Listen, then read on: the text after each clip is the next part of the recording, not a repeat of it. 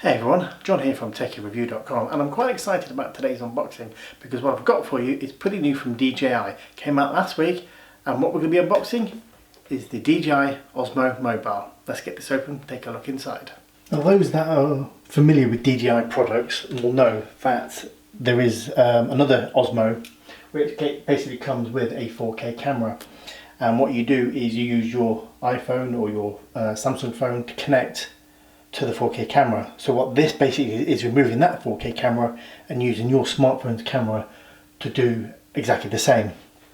Now I did actually get the base for this, and what that really does allow you to do, if you want to do some time-lapse or some motion time-lapse, you've got a base to put the Osmo in, and it's a solid base, and then you can just leave it to do what it needs to do without worrying it's going to fall over or get knocked over. So let's open this first, as this is probably the least exciting part of this unboxing.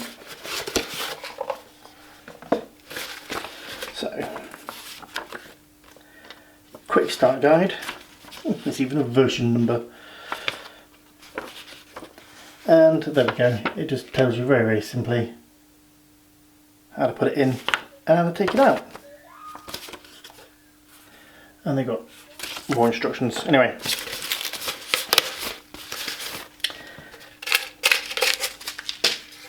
the base actually isn't as heavy as I was expecting.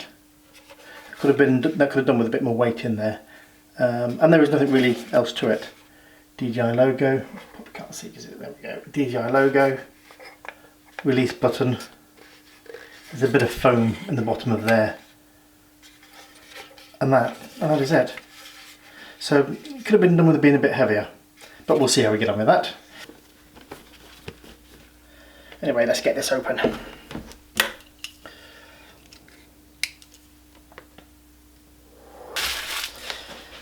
Okay.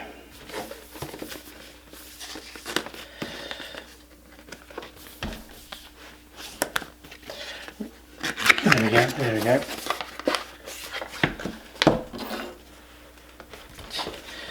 Wow. Okay. Oh, here we go. It's coming out.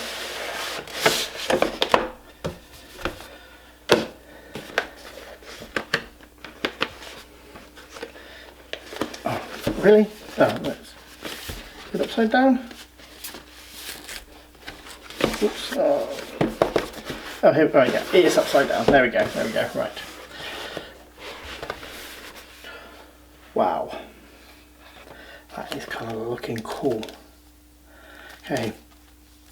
Hefty instructions there. Forget about that, who needs instructions?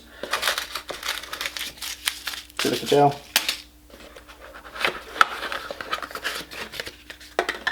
There we go. Okay, I think this is the charge cable. So it's a USB to something. I believe this is the charge cable. There is the battery, so it's quite a small battery. Some little plastic tabs there just to protect the connectors at the bottom. It's a lithium ion polymer battery. Anyway, little wrist strap. Let's have a look at the top of the box. What's in here? Nothing, I bet.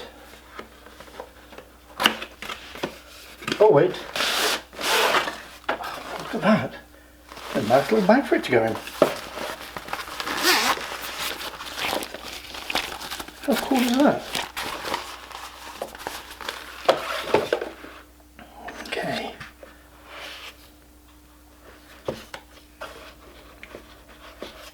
It just feels so delicate. I'm going to break it before I get it out. Alright, let's have a quick look around. So what have we got? I think that's the like the joystick thumb control.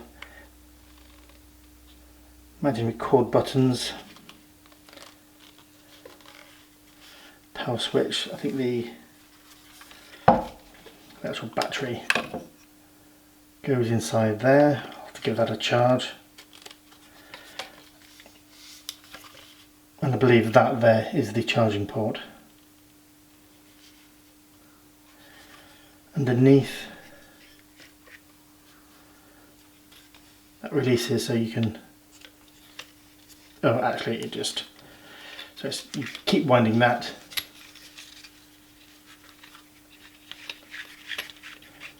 So you can get your smartphone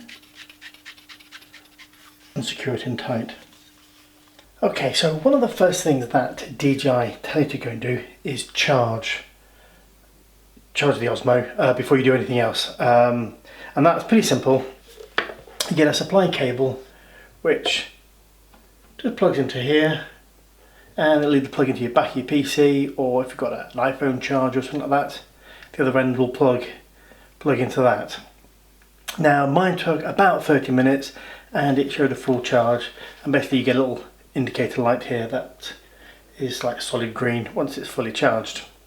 Now I've got mine in the base, and first thing, it's not as secure or snug as I was kind of hoping, and this is quite heavy. The base could do with being heavier. It's, I don't know, a simple knock could, you know, send that flying. So that's my first criticism. But apart from that, it does, once it's in, if it's left alone, it's great. And if you're doing these panoramic shots or these time-lapse motion, things like that, it's going to be great. So you've got a bit of a stable platform, stable-ish platform in which to do those. Now, first thing you want to go and do is calibrate this. So even before you've turned this on, you need to put your phone in and then balance it before you actually do anything else. So that's a pretty simple process, and I'll show you how to do that. If you've got a case on your phone, that's going to have to come off. I've got the Apple case, and I had to take it off for this. And on the back there is this thread here, this screw here, and basically all that does is open and closes this. So you open it up a bit, slide your iPhone in, tighten it so it's nice and tight. And the first thing you notice, it's not balanced, and that's just going to dip straight down like that. So what DJI tell you to do is, just here is another screw. So if you loosen that, this arm then pulls out. So the idea is you pull this arm out a little bit and keep pulling it out until it's level. See, that's a bit too far now.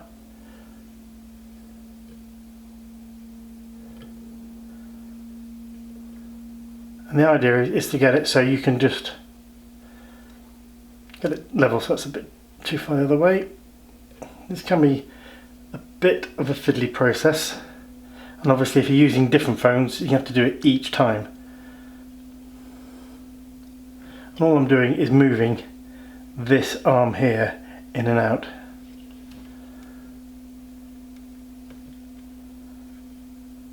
Okay, that looks about right. Maybe not.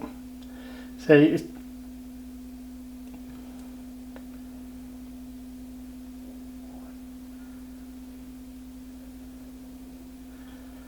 and this doesn't slide, it's not the smoothest of,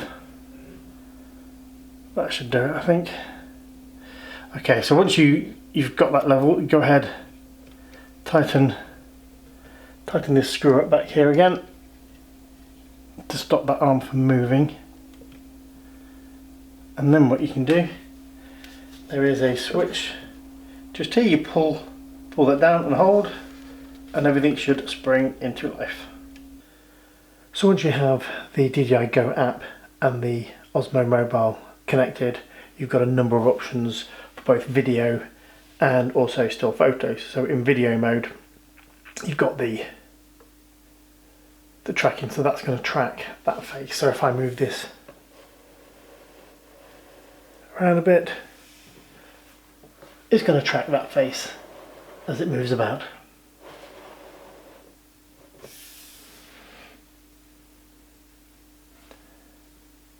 You've got your settings, So you've got camera, gimbal, you can do live, general,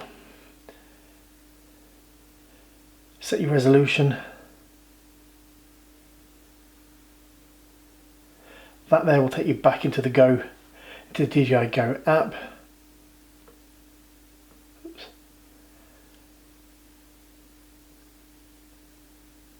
This side you've got, then you can look at some of the video that you've done. Obviously the record. This here basically gives you some of the features you can do. So you can do motion time lapse, and I've done a short video on that. And including this video, you've got the normal time lapse, slow motion, and then just standard. And then at the top here, you can then switch it to for photographs. And again, you will have a bunch of different options, long exposure. You can set all your parameters there. And then again, pretty much the same features. This is one that will change when you swap between photo and video. So we'll take this outside and have a quick play outside, and you can get a sense for how it actually performs outside. And what it will do, it will just smooth out all the video movement for you. So instead of those jerky, quick movements, it will smooth that out and give you a bit more of a cinematic, film look to your video. So let's take it outside. Okay, so if you can't hear me too well, it's a little bit windy, so I do apologise for that. So essentially what we're going to do is we're going to have a bit of a walk around here, and you'll get an idea for just how well this performs over. The terrain isn't exactly smooth, but it'll give you an idea of sort of how well this performs, sort of walking around. And what we're going to do is we're going to just test a couple of the different features out. One of them is the tracking. So let's try and pick an object to track. So got some trees in the distance. Let's see how far this can track. So what we'll do is we're going to press the track button, and it'll ask us to draw a square. Okay, so I've picked a tree in the distance, and then we're just going to walk, and that tree that you can see in the centre, it's just going to keep that in the centre of the shot as we walk along. So we're kind of walking towards it, and then we're going to walk along to one side, so it should just track it no matter which way we start to walk.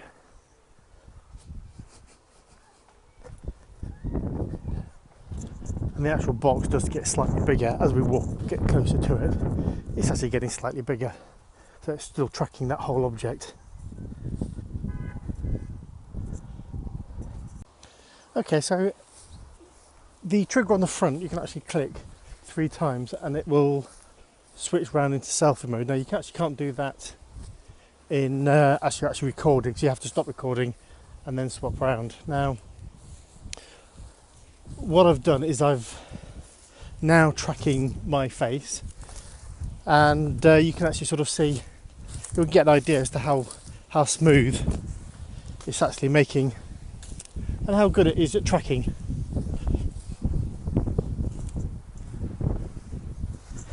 And keeping the subject in the shot.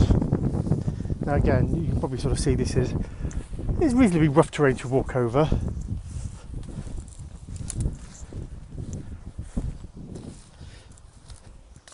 There's a fair bit of wind, so again I do apologise if this is you get a lot of wind noise